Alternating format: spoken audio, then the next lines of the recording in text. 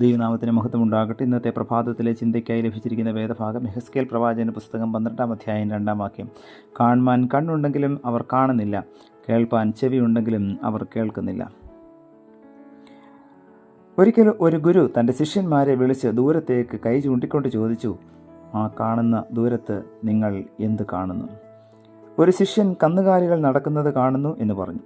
മറ്റൊരു ശിഷ്യൻ പക്ഷികൾ പാട്ട് പാടിക്കൊണ്ട് വൃക്ഷങ്ങളിൽ ചാടിക്കളിക്കുന്നു എന്ന് പറഞ്ഞു. എന്നാൽ മറ്റൊരു ശിഷ്യൻ ഏതോ അപരിചിതൻ നടന്നു പോകുന്നു എന്ന് പറഞ്ഞു. ഗുരു മൊഴിഞ്ഞു, നടന്നു പോകുന്ന അപരിചിതർ സ്വന്തം സഹോദരങ്ങളെന്ന ബോധ്യമാണ് ശരിയായ കാഴ്ച. പ്രിയമുള്ളവരെ, ഈ കാഴ്ച നമുക്കും ആവശ്യമാണ്. എനിക്ക് കാഴ്ച വേണം എന്ന അഭിനിവേശം എല്ലാ കുരുടരിലും ഉണ്ട്. ഒരിക്കൽ യേശു ബേത്സയിദ എന്ന ഗ്രാമത്തിലെത്തിയപ്പോൾ ചില ആളുകൾ ഒരു കുരുടനെ യേശുവിൻ്റെ അടുക്കൽ കൊണ്ടുവന്നു. യേശു അവനെ തൊട്ട് സൗഖ്യമാക്കണമെന്ന് അപേക്ഷിച്ചു. യേശു അവനെ ഗ്രാമത്തിന് പുറത്തേക്ക് കൈപിടിച്ച് കൊണ്ടുപോയി കണ്ണുകളിൽ തുപ്പി അവൻ്റെ മേൽ കൈ വെച്ചുകൊണ്ട് ചോദിച്ചു, നിനക്ക് വല്ലതും കാണാമോ?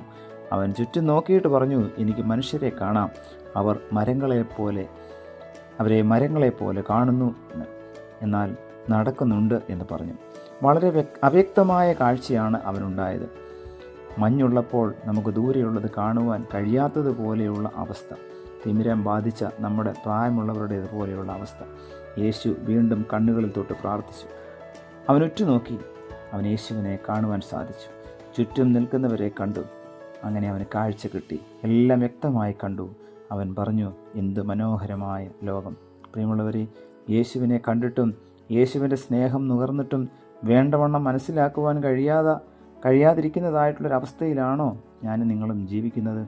യേശുവിനെ വ്യക്തമായി കാണണമെങ്കിൽ നമ്മുടെ ആത്മീയമായിട്ടുള്ള കണ്ണുകൾ തുറക്കണം.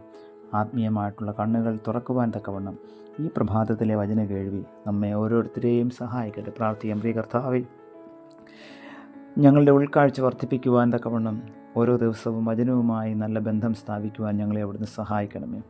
കർത്താവിനെ യഥാർത്ഥമായി കാണുവാനും കർത്താവിൻ്റെ സ്നേഹം യഥാർത്ഥമായി മനസ്സിലാക്കുവാനും ഞങ്ങളുടെ ഉൾക്കണ്ണുകളെ അവിടുന്ന് പ്രകാശിപ്പിക്കണമേ. പുത്രൻ്റെ നാമത്തിൽ പ്രാർത്ഥന കേൾക്കണം പിതാവേ. ആമേൻ.